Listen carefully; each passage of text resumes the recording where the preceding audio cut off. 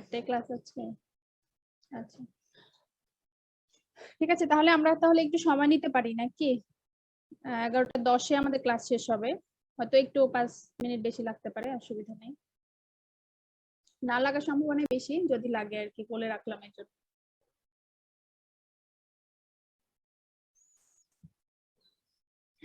এখন তো সবাই বাড়িতে, পয়লা বৈশাখ তো হচ্ছে না বাড়িতে বাড়িতেই, এর জন্য অল্প না করে। এমনিতে এমনিতে তো সরকারি ছুটি না এর জন্য। স্যাররা কি ক্লাস মানে সবার কি ক্লাস বন্ধ রাখবে বলছে কিছু? আমাদের বলে নাই। বলে নেই। আর একটু হালকা পাতলা ক্লাস করাই, বুঝো নাই? কারণ বন্ধ, আমরা তো বাসায় আছি সবাই, কারণ কোথাও তো আর যেতে হচ্ছে না। একটু অল্প অল্প করে কন্টিনিউ করতে থাকি, তাহলে আমাদেরই সুবিধা হবে, বুঝছো? পরে গিয়ে চাপ করবে না, কারণ এই 7 দিন বসে থেকে আসলে কি করবা, খুব একটা লাভ হবে না। যাই হোক, অল্প হালকা পাতলা আমরা পড়ি। আগে যদি বেশি পড়তাম, এখন একটু অল্প অল্প করে পড়ি। আর রমজান মাসের তো ব্যাপার আছেই, সবকিছু মিলে আমার হচ্ছে আজকে আমাদের নতুন চ্যাপ্টার শুরু করব।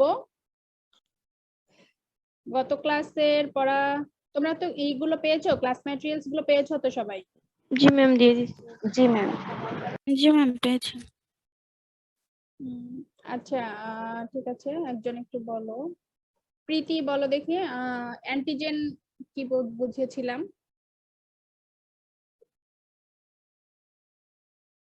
অ্যান্টিজেন বলতে কি বোঝা হবে, অ্যান্টিজেন কি প্রীতি?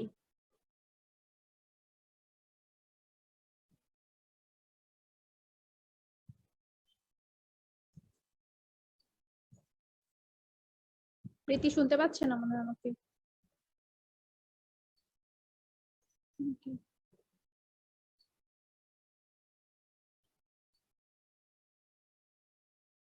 আচ্ছা আরেকজন বলো দেখি।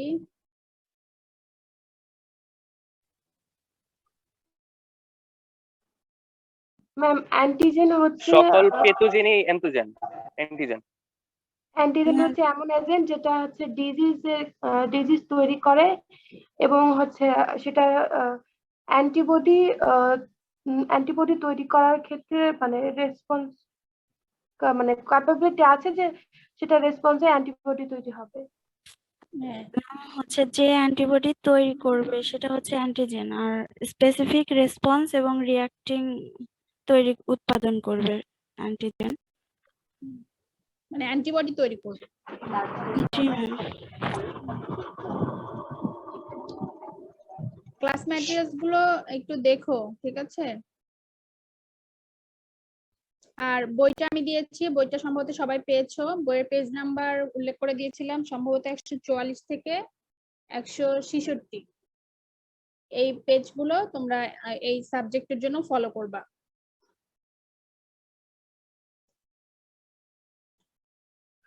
শীট প্লাস বই দুটো মিলেই পড়তে হবে, হ্যাঁ, শুধু শীট পড়লে কিন্তু হবে না।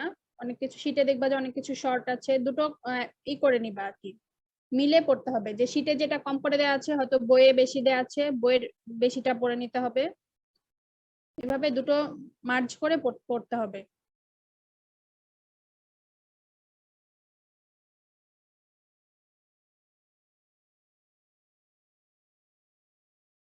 ওকে, আমাদের আজকের কন্টেন্ট হচ্ছে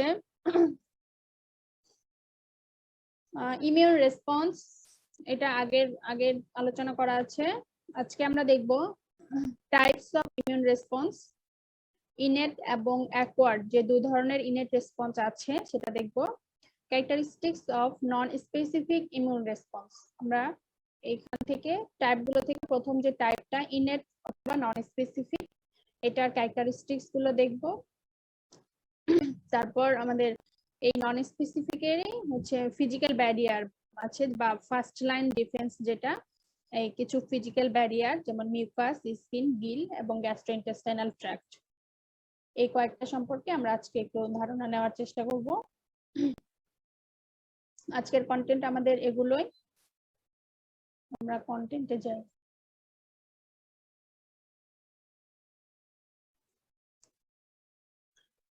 ইমিউন রেসপন্স বলেছিলাম গতদিন যে আমাদের বডির রিয়াকশনটা, ফরেন পার্টিকেলস বা ফরেন ইনভেডার্স এর প্রতি বডির যে রেসপন্স সেটাই হচ্ছে ইমিউন রেসপন্স।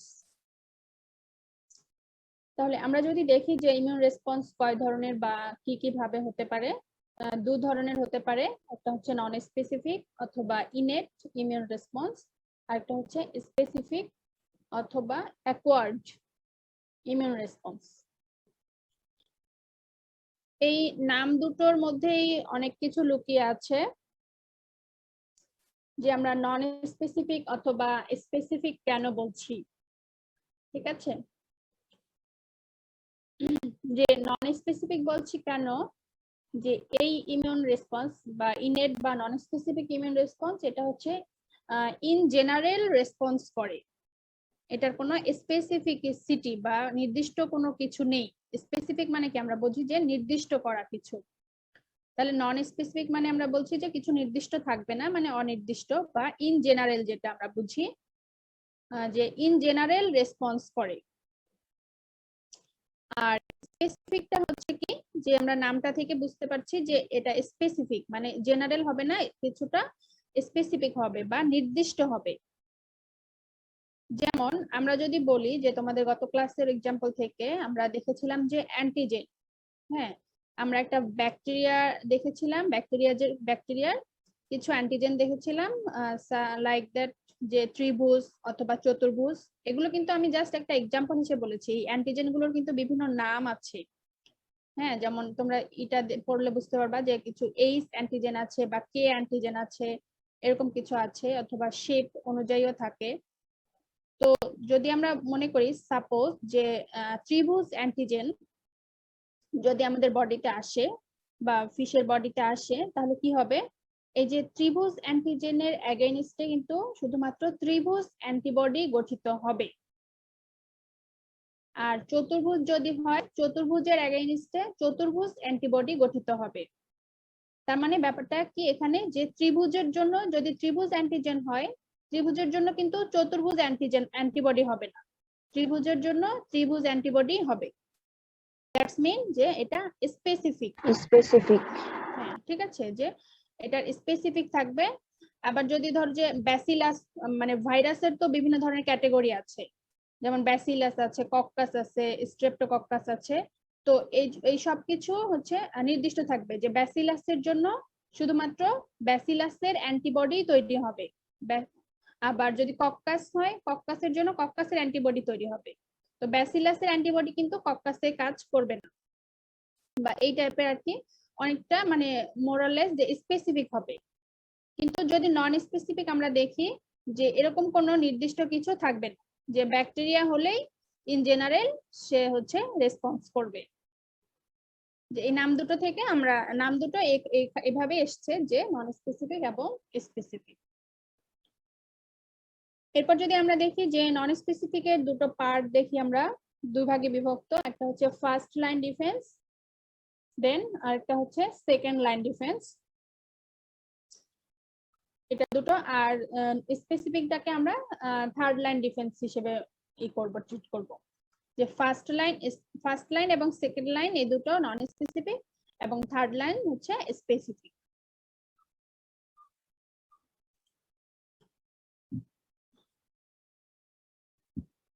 এরপর আমরা ম্যাম, বলো। First line and second line defence তো মানে জীবাণুগুলা বা জীবাণু, মানে যেগুলো জীবাণু বা যেগুলো জীবাণু না, ওইগুলোকে মনে করে জীবাণু না?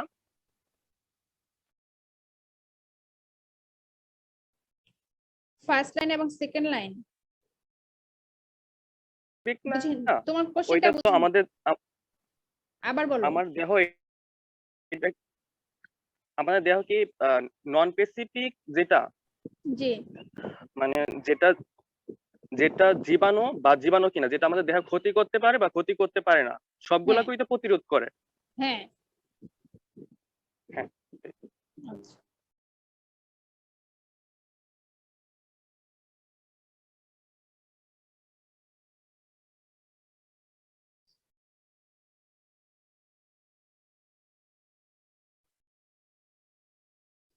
ঠিক আছে, আমরা এবার আসি আমাদের যে content non specific immune response. আমরা এটা সম্পর্কে এখন কন্টিনিউ করব।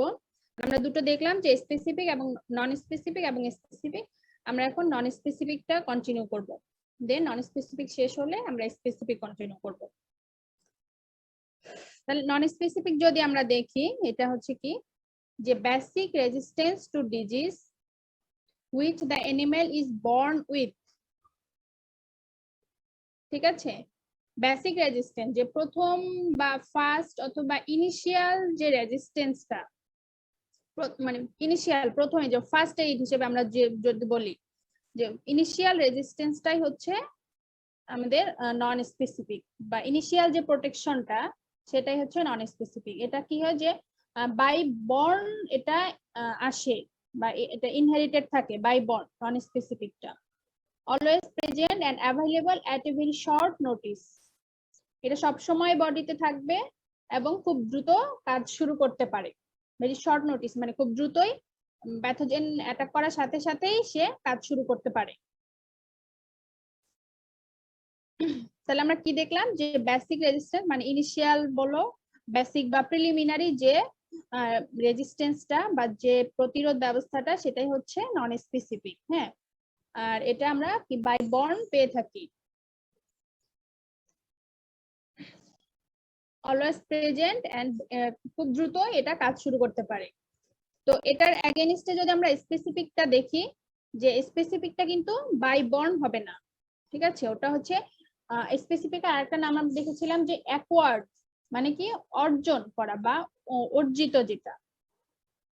যে আমাদের যেমন নন স্পেসিফিকের যে কন্টেন্ট গুলো আছে, যে বিভিন্ন সেলুলার আছে বা ফ্লুইড বা হিউমোরাল যে ডিফেন্স মেকানিজম গুলো আছে, যেমন আমি বলি যে নিউট্রোফিল বা ম্যাক্রোফেজ, এরা কি করে ফ্যাগোসাইটোসিস যে প্রসেসটা, তাহলে ফ্যাগোসাইটোসিস প্রসেস কিন্তু কি করে যে নিউট্রোফিল ফ্যাগোসাইটোসিস প্রসেসের মাধ্যমে প্যাথোজেনকে এনগালফ করতে পারে। তো নিউট্রোফিল তো ব্লাড সেল, ব্লাড সেলটা কি বাই বর্ন আমাদের বডিতে থাকবেই, যে কোন জীবের বডিতে তো ব্লাড থাকবেই, তাহলে ব্লাড থাকবে মানে ব্লাড সেল গুলো থাকবে। তাহলে ব্লাড সেল বা লিউকোসাইট যে ডিফেন্স মেকানিজমটা করছে, নিউট্রোফিল সে ফ্যাগোসাইটোসিসের মাধ্যমে প্যাথোজেনটাকে এনগালফ করবে। তার মানে এটা হচ্ছে নন স্পেসিফিক, যে বাই বর্ন আমরা পাচ্ছি। কিন্তু স্পেসিফিক যদি আমরা বলি, তাহলে স্পেসিফিকে আমাদের অ্যান্টিবডি তৈরি করতে হবে। ঠিক আছে, স্পেসিফিকে যে মূল যে বৈশিষ্ট্যটা সেটা হচ্ছে অ্যান্টিবডি তৈরি হবে। তাহলে অ্যান্টিবডি তৈরি হবে কখন? স্পেসিফিকে। হ্যাঁ, স্পেসিফিকে, কিন্তু কখন তৈরি হবে স্পেসিফিকে? যখন অ্যান্টিজেন ম্যাম যখন ইয়েস এক্স্যাক্টলি এটাই, যখন অ্যান্টিজেন কি হবে বডিতে আসবে তখনই কিন্তু অ্যান্টিবডিটা তৈরি হবে। তার মানে যে এটা মানে বাই বর্ন কিন্তু হচ্ছে না, বর্নের পরে যখন সে পৃথিবীতে আসবে যা বা কোন অর্গানিজম আসবে, আসার পরে যখন অ্যান্টিজেন অ্যাটাক করবে বা অ্যান্টিজেন করতে হবে, কিন্তু যদি অ্যান্টিজেন না আসে তাহলে কিন্তু অ্যান্টিবডি তৈরি হবে না। তার মানে এই জন্য এটাকে বলা হচ্ছে যে এটা একটা হচ্ছে বাই বর্ন আর একটা হচ্ছে অ্যাকোয়ার্ড। মানে অ্যাকোয়ার্ড মানে হচ্ছে অর্জন, অ্যান্টিজেন আসবে তারপরে অ্যান্টিবডিটা তৈরি হবে। ক্লিয়ার? জি ম্যাম। আর এটা হচ্ছে শর্ট নোটিসে তৈরি হয়, কিন্তু স্পেসিফিকটা অ্যান্টিবডি তৈরি হতে সময় লাগে। হ্যাঁ, যে 7 থেকে 14 দিন মিনিমাম সময়, যে 7 থেকে 14 দিন পর্যন্ত সময় লাগে স্পেসিফিকের অ্যান্টিবডি তৈরি হতে। এই জন্য যে আলাদা করতে পারি তাহলে বেটার হবে। আর এখানে আর কিছু ক্যারেক্টারিস্টিক্স আমরা দেখি, যে এগুলোই যেটা বললাম যে নন স্পেসিফিকের ক্যারেক্টারিস্টিক্স হচ্ছে অলওয়েজ কিপ অন, মানে এটা কি সব সময় অন, যেমন ব্লাড সেল গুলো সব সময় থাকবে, নিউট্রোফিল যে নিউট্রোফিল তো সব সময় কাজ করতে থাকবে, যদি সে ফরেন ইনভেডার্স পায় সাথে সাথে সে সেটাকে এনগালফ করে ফেলবে।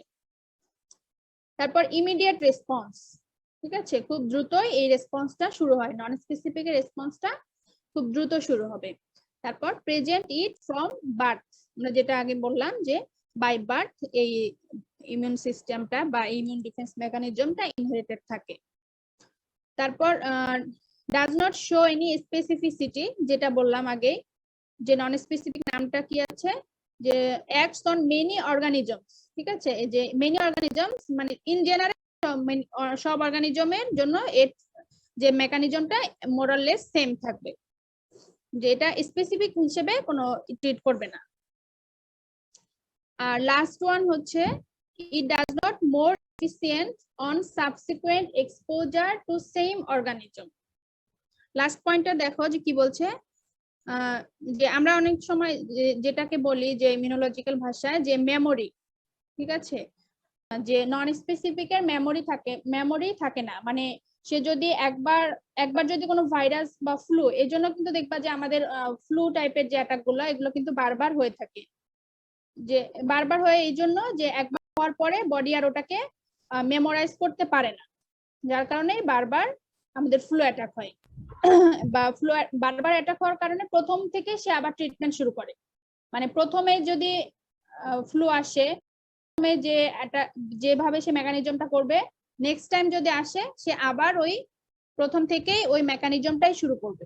কিন্তু স্পেসিফিকের কি হবে দেখো, যে স্পেসিফিকের মেমোরি থাকে, যার কারণে মেমোরি থাকে মানে যে অ্যান্টিবডি গুলো স্টোর হয়ে থাকে, হ্যাঁ, তো যার কারণে কি হয় যে একবার যদি যে জীবাণুটার বা যে প্যাথোজেনের বা যে অ্যান্টিজেনের অ্যান্টিবডিটা বডিতে তৈরি করা থাকে, সেকেন্ড টাইম যদি ওই অ্যান্টিজেনটা আবারও আসে, তাহলে কিন্তু যে অ্যান্টিবডি গুলো তৈরি করা থাকে বা যে অ্যান্টিবডি গুলো বডিতে স্টোর থাকে, সেই অ্যান্টিবডি গুলো খুব দ্রুত কাজ শুরু করে দিতে পারে।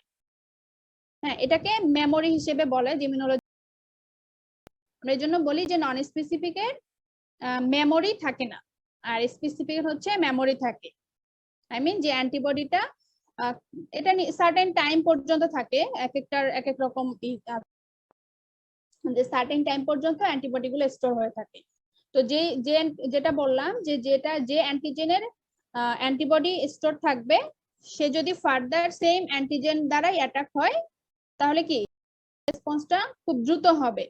কারণ কি, যে প্রথমবার অ্যান্টিবডি তৈরি হতে তো কিছু সময় লাগবে, 7 থেকে 14 দিন মিনিমাম সময়। তাহলে সেকেন্ড টাইম যখন বডিতে অ্যাটাক করবে, তখন কিন্তু আর এই যে 7 থেকে 14 দিন সময়টা লাগবে না। যে অ্যান্টিবডি গুলো তৈরি করা আছে, সেই অ্যান্টিবডি গুলো কয়েক ঘন্টার মধ্যেই কাজ শুরু করে দিতে পারে।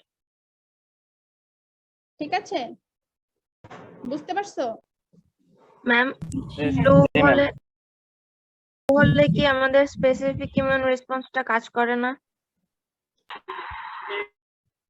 না, এটা সব সময় করে না। কারণ কি, এটার মানে পার্থক্য আছে। ধরো যে কিছু ভাইরাসের জন্য সব সময় যে অ্যান্টিবডি তৈরি হওয়ার তা হয় না, নন স্পেসিফিক দিয়ে যদি সেটা কাভার হয়ে যায়, নন স্পেসিফিক মেকানিজম দিয়ে যদি ফ্লুটা কাভার হয়ে যায়, তাহলে তোর অ্যান্টিবডির পরের স্টেপে যেতে, ঠিক আছে, কারণ ভাইরাস গুলো মেইনলি ফ্লু গুলো নন স্পেসিফিক দিয়েই কাভার হয়ে যায় আর কি, এজন্য জি এটা ম্যাম। রিপিটেড এক্সপোজার হয়।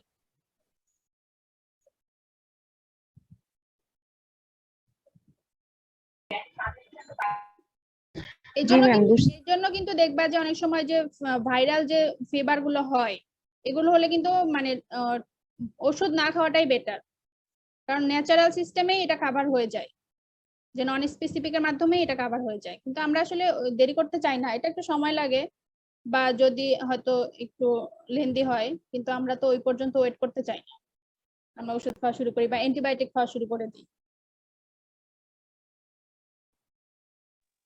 ম্যাম, তাহলে প্রথম, দ্বিতীয় এবং তৃতীয় স্টেপ বাই কাজ করবে, মানে প্রথমটা ফেল হলে দ্বিতীয়টা কাজ করবে, দ্বিতীয়টা ফেল হলে তৃতীয়টা কাজ করবে, এভাবে? অনেকটা এরকম, ঠিক আছে, যে প্রথমে নন স্পেসিফিকটাই কাজ করা শুরু করে। তো নন স্পেসিফিক যদি কাজ ফেল হয় বা কাজ করতে না পারে, দেন স্পেসিফিকটা শুরু হয়। তো তবে সবকিছুতেই যেরকম হবে তাও না, মানে এটা ভ্যারি করে, জেনারেল হচ্ছে এটা। জি ম্যাম।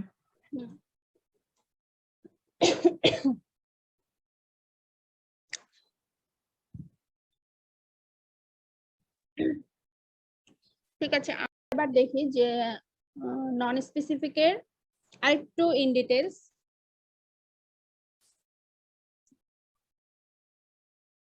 যে আমরা বলেছিলাম নন স্পেসিফিক দুটো, একটা হচ্ছে ফার্স্ট লাইন, একটা হচ্ছে সেকেন্ড লাইন।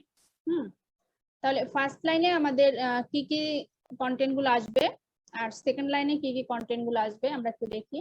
যে ফার্স্ট লাইনে আসবে হচ্ছে আমাদের ফিজিক্যাল ব্যারিয়ার্স, কিছু ফিজিক্যাল ব্যারিয়ার্স, যেমন হচ্ছে ফিজিক্যাল ব্যারিয়ার্স আমরা নাম থেকে যদি কিছুটা বুঝতে পারি যে আমাদের যে বিভিন্ন যে বডি পার্ট গুলো আছে, এই বডি পার্ট গুলো কিন্তু ডিফেন্স মেকানিজমে অংশগ্রহণ করে।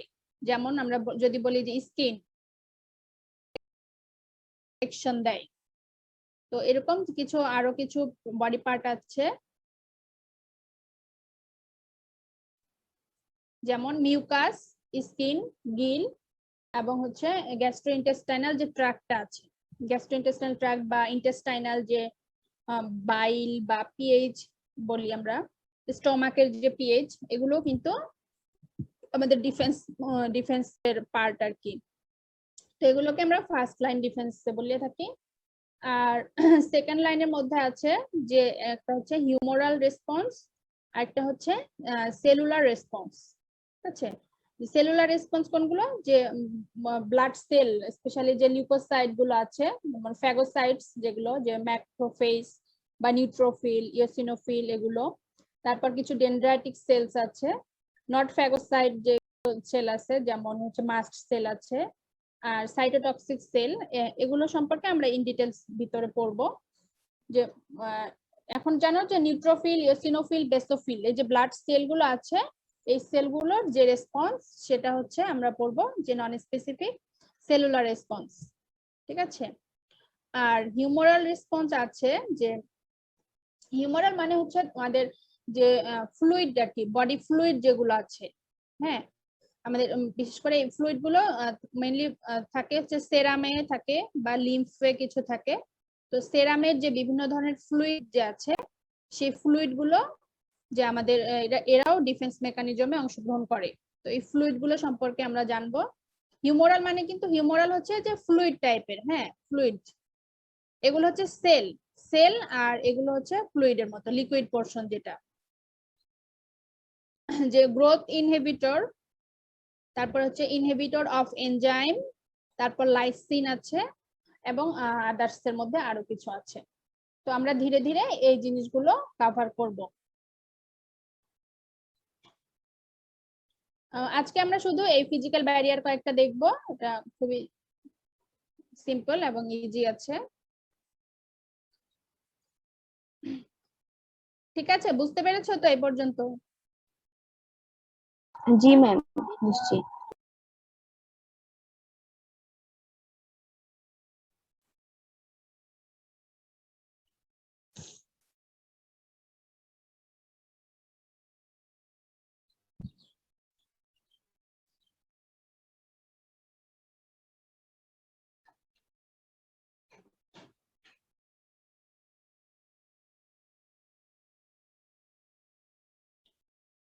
ওকে, ফার্স্ট লাইন ডিফেন্স বা ব্যারিয়ার যেগুলো, এগুলো আমাদের যে বডি পার্ট, হ্যাঁ যেটা বললাম যে বিভিন্ন বডির যে পার্ট আছে, এই পার্ট গুলোই আমাদের কিভাবে প্রোটেকশনে হেল্প করে সেগুলো আমরা একটু দেখবো। যে ইনিশিয়াল প্রোটেকশন বা প্রিলিমিনারি স্টেপ বলি, অথবা এক্সটার্নাল বডি পার্ট, যদি মানে বডির পার্ট আর কি যেটা এক্সটার্নাল, আর একটু তোমার গ্যাস্ট্রোইন্টেস্টাইনাল ট্র্যাক্ট যেটা, এটাকে যদি আবার ইন্টারনাল পার্ট হিসেবে ধরো সেটাকে ইন্টারনালও বলা যাবে। তো মেইনলি হচ্ছে এক্সটার্নাল পার্ট গুলো আর কি বেশি ব্যারিয়ার হিসেবে কাজ করে আর কি।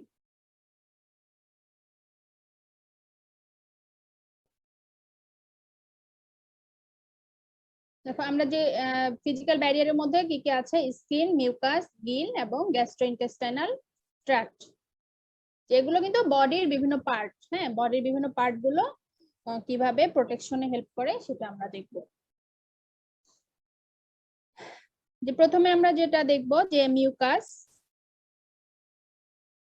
মিউকাস কিন্তু অনেক জায়গাতেই থাকে, যেমন ফিশের কোথায় কোথায় থাকে, যে স্কিনে মিউকাস থাকে, গিলে থাকে, এবং গাট যেটা গ্যাস্ট্রোইন্টেস্টাইনাল যে ট্র্যাক্ট, এখানেও মিউকাস থাকে। তো এই মিউকাসটা হচ্ছে কি, যে সিক্রেটেড বাই গবলেট সেল, হ্যাঁ goblet cell present in epidermal layer. যে এপিডার্মাল স্কিন বা বিভিন্ন যে স্কিনের এপিডার্মাল লেয়ার আছে, এগুলো তোমরা জেনে থাকবা, যে ডার্মিস, এপিডার্মিস, আরো কি কি যেন লেয়ার আছে না, হ্যাঁ এন্ডোডার্মিস। হ্যাঁ, তো সেই যে এপিডার্মাল যে লেয়ারটা, সেই লেয়ারে গবলেট সেল থাকে, সেই গবলেট সেল থেকে কি মিউকাস সিক্রেট হয়। তো এই মিউকাসটা কিভাবে ডিফেন্স করে দেখো, যে very important defence mechanism in fish. কি কি থাকে, মিউকাস কন্টেইনস লাইসোজাইম, তারপর হচ্ছে কমপ্লিমেন্ট প্রোটিন, তারপর হচ্ছে সি রিঅ্যাক্টিভ প্রোটিন। হ্যাঁ, এই যে এগুলো কিন্তু আবার হচ্ছে তোমার যে হিউমোরাল যে ফ্যাক্টর গুলা বলেছিলাম না, যে এই লিকুইড টাইপ আর কি, যে এই হিউমোরাল ফ্যাক্টর গুলো আবার এখানে থাকে, যে লাইসোজাইম থাকে হচ্ছে মিউকাসে, তারপর কমপ্লিমেন্ট প্রোটিন থাকে, তারপর সি রিঅ্যাক্টিভ প্রোটিন। এই যে ফ্যাক্টর গুলো বা ফ্লুইড গুলো থাকে, এই ফ্লুইড গুলো কি করে, কিল ইনভেডিং অর্গানিজমস। এই ফ্লুইড গুলো হচ্ছে যে ডিফেন্স মেকানিজম বা ডিফেন্স প্রপার্টিস আছে, যারা হচ্ছে মাইক্রো অর্গানিজমকে কিল করতে পারে, অথবা যে ইট ট্র্যাপস মাইক্রো অর্গানিজম। হ্যাঁ, যে মিউকাস কি করে, যে মিউকাস তো পিচ্ছিল টাইপের, সে মাইক্রো অর্গানিজমটাকে ট্র্যাপ করতে পারে। আর ট্র্যাপ করার পরে কি করে, যে এর যে বিভিন্ন কন্টেন্টস গুলো আছে, যে লাইসোজাইম বা কমপ্লিমেন্ট প্রোটিন, এরা সেই মাইক্রো অর্গানিজমটাকে কিল করে ফেলতে পারে।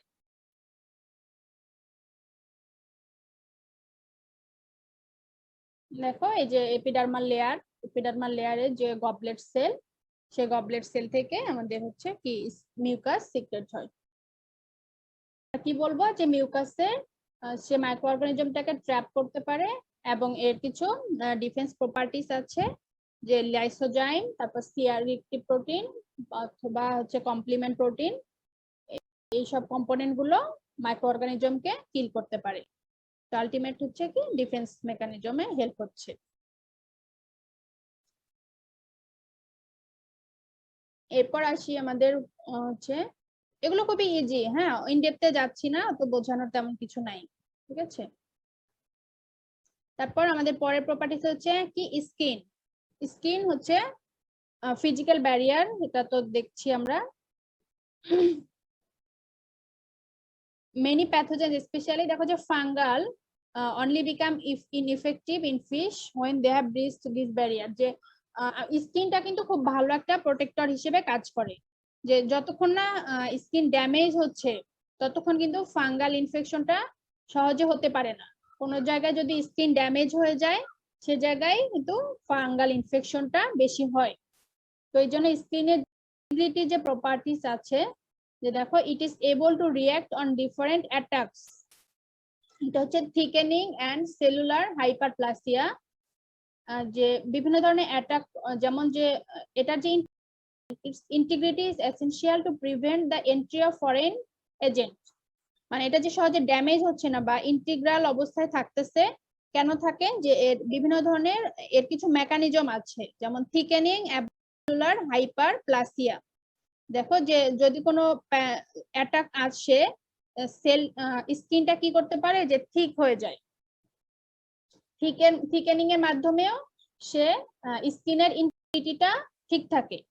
আবার সেলুলার হাইপারপ্লাসিয়া মানে যে থাকবা যে সেলটা কি বেশি সংখ্যায় বেড়ে যায়। স্কিনের মধ্যে মালপিজিয়ান সেল নামে একটা সেল থাকে, যে সেলটা সংখ্যায় বেড়ে যায়, বা যে সেলের হাইপারপ্লাসিয়া হয়ে যায়, মানে সংখ্যায় বেড়ে যাওয়ার কারণেও বেড়ে যায়। এভাবে সে কিন্তু তার ইন্টিগ্রিটিটা বজায় রাখতেছে।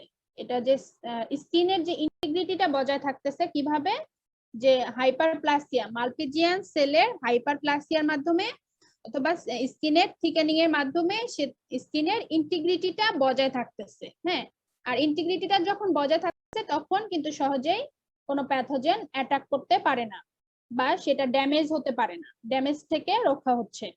তো ড্যামেজ থেকে যখন রক্ষা হবে, তখন কিন্তু ফাঙ্গাল বা আরো যে প্যাথোজেন গুলো আছে, এগুলো খুব সহজেই সুবিধা করতে পারবে না। তো এভাবেই স্কিনটা কি প্রোটেক্ট করে আসছে ফিশকে।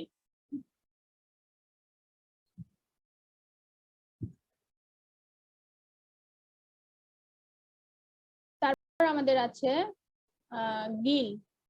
দেখো গিলটা কিন্তু খুবই ভাইটাল রোল প্লে করে।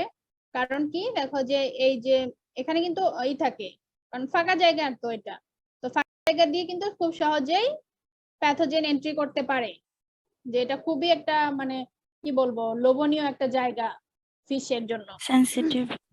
খুবই সেনসিটিভ। যে important route of entry of microorganisms having a large surface area, তাই না, যে এটার সারফেস এরিয়াটা অনেক বড় এবং খুব সহজেই যে কোনো প্যাথোজেন এই দিক দিয়ে অ্যাটাক করতে পারবে। তো এই জন্য কিন্তু গড গিফটেড মেকানিজম এখানে আছে, যে সৃষ্টিকর্তা যে শুধুমাত্র তার রাস্তা তৈরি করে দিয়েছে সেটাই না, রাস্তাটাকে বন্ধও করে দিয়েছে। তাহলে কিভাবে, যে সহজে কিন্তু গিল দিয়ে প্যাথোজেন অ্যাটাক করতে পারে না। কেন পারে না দেখো, যে একই তো মিউকাস থাকে, তাই না, মিউকাস গিল, কিন্তু তোমরা গিল যদি হাতে ধরে দেখবা যে খুবই কিন্তু পিচ্ছিল, তার মানে মিউকাস থাকতেছে। তাহলে মিউকাসের আমরা আগে যে দেখলাম মিউকাসের যে প্রপার্টিস গুলো, সেই প্রপার্টিস গুলো কিন্তু এখানে কাজ করে। হ্যাঁ, তো সেটা একটা প্রোটেকশন হচ্ছে।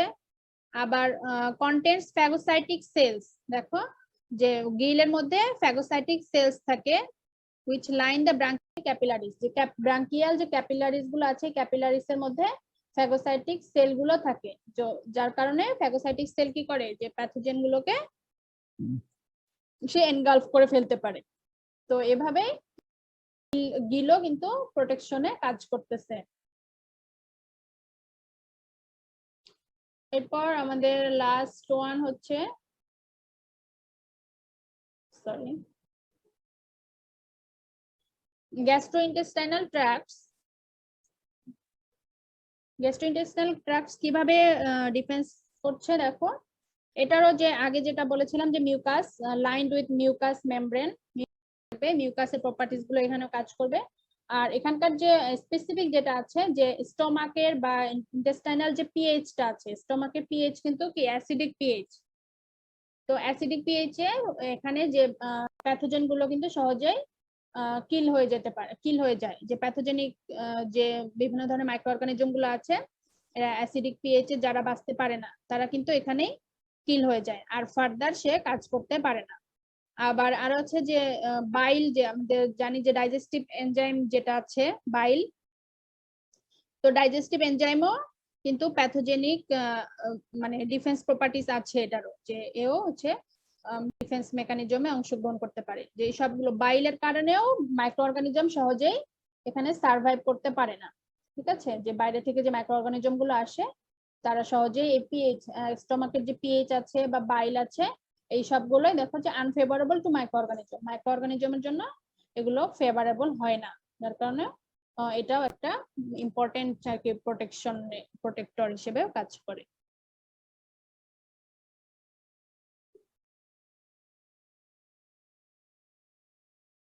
তাহলে আমাদের কন্টেন্ট গুলো কি আমরা কভার করেছি মোটামুটি। আমরা দেখলাম যে কি দেখলাম, ইমিউন রেসপন্সিভ টাইপ গুলো দেখলাম, ইনেট এবং অ্যাকোয়ার্ড আমরা একটু জানলাম এর ক্যারেক্টারিস্টিক্স গুলো কি। তারপর নন স্পেসিফিক এর যে লাইন সেকেন্ড লাইন আছে সেগুলো সম্পর্কে আমরা দেখলাম, এবং ফিজিক্যাল ব্যারিয়ার ফার্স্ট লাইনে যে ফিজিক্যাল ব্যারিয়ার গুলো আছে সেগুলো সম্পর্কে আমরা একটু ধারণা পেলাম। ঠিক আছে, আজকে আমাদের এই পর্যন্তই। কারো কোনো কোশ্চেন থাকলে বলো।